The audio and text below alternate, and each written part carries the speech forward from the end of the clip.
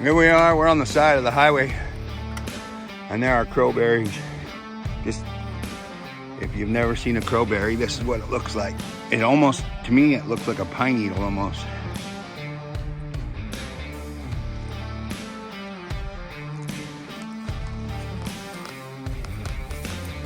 If we could get a couple buckets, we'd be good for quite a while. So, now here's this tool. You can see in my ear.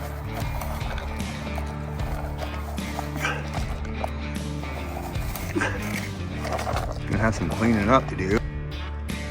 So these are blueberries. Yeah, those are cranberries and blueberries. Here is a good example of crowberry. You can see the crowberries right here. They're on almost like a pine tree is what I would call them. But here, this is a cranberry. And they look very similar, but they're on a different style. And then of course you've seen the bunchberry one, there's nothing on here. Those are like, there's one of them you don't want, but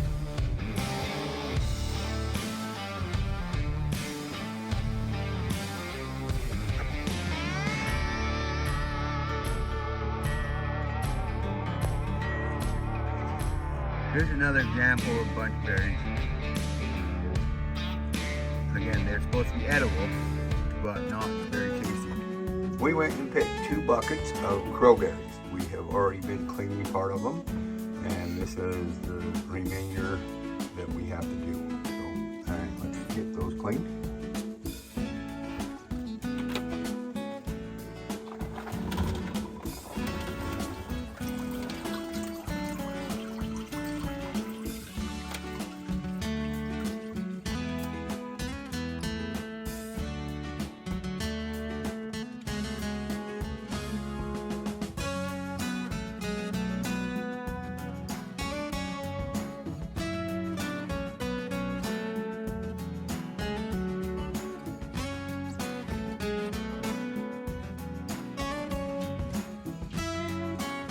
Okay, we are still cleaning those others, but we're gonna go ahead and get the juicer started. We've got the bottom tray with water in it, and then we are going to put it on the stove and get the heat going so we can start getting the temperature up so it'll be closer to steaming. Put the rest of it on top. You've got the part that holds the berries, and then the part that catches the juice. So we'll go ahead and get that going. We'll have to tie this up so it doesn't leak. We got a little bit of time, but anyway, we'll get it going. We'll top it off here in a minute. So these berries are finished cleaned. Hopefully, I'm gonna get these in and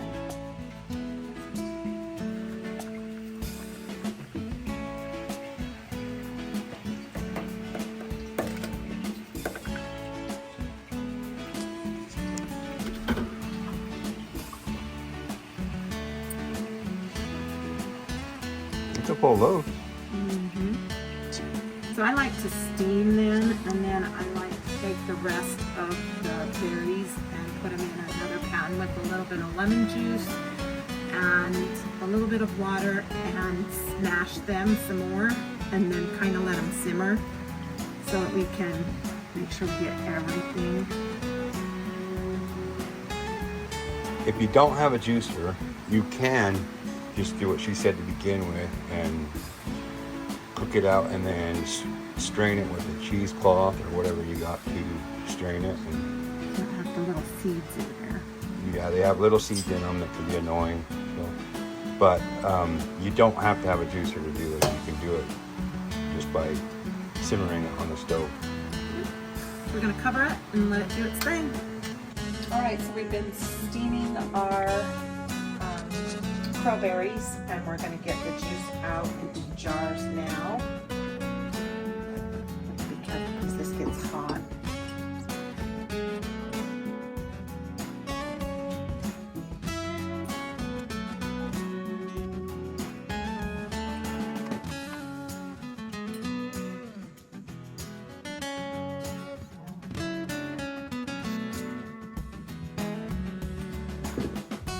That is 1 gallon so far.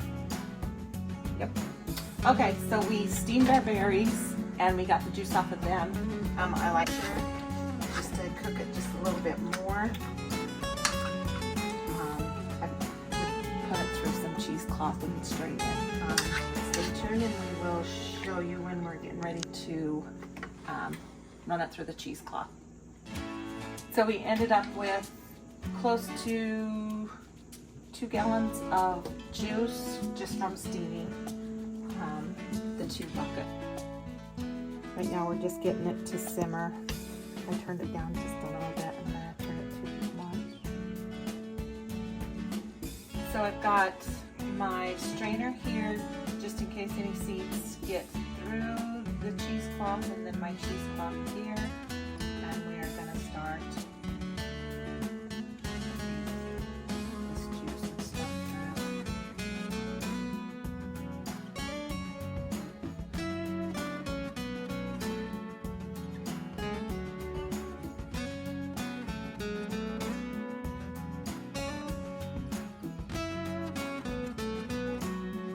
Okay, so we have our measured juice into our pan. We have a double batch right now, so we have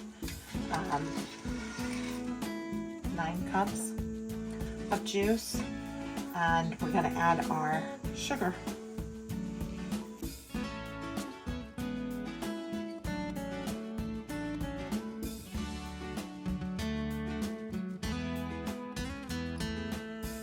Cups of sugar, and then we're going to add 1/4 of a cup of lemon juice.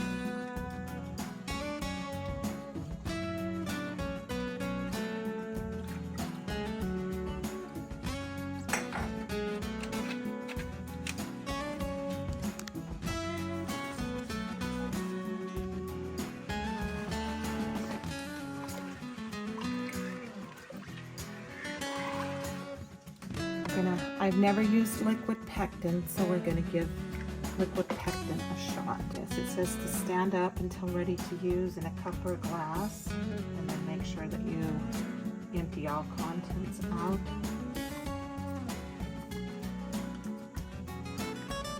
Of the package.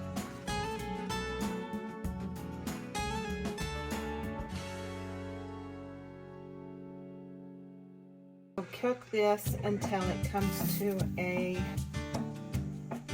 boil, and boil for 1 minute. Simmer for 1 minute.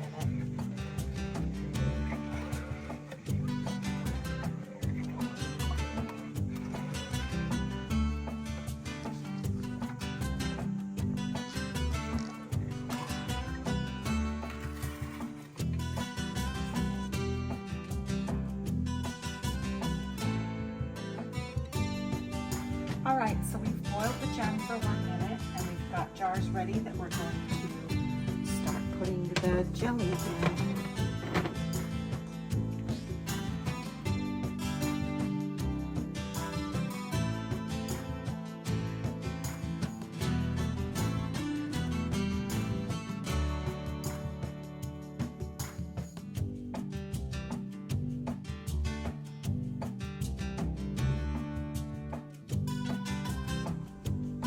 So we've got our jars filled now, and we're just going to wipe the tops of them, make sure we didn't spill any jam on them, jelly on them, just to make sure we get a good seal.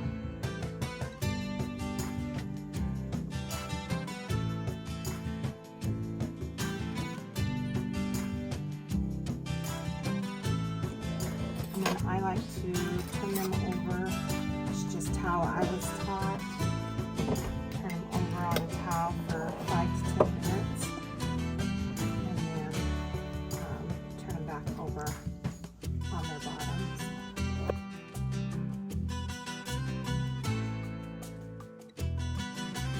So we're getting ready to turn the jars over now.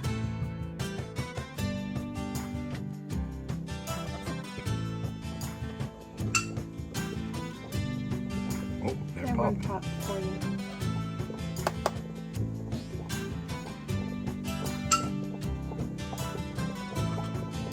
That's the last batch.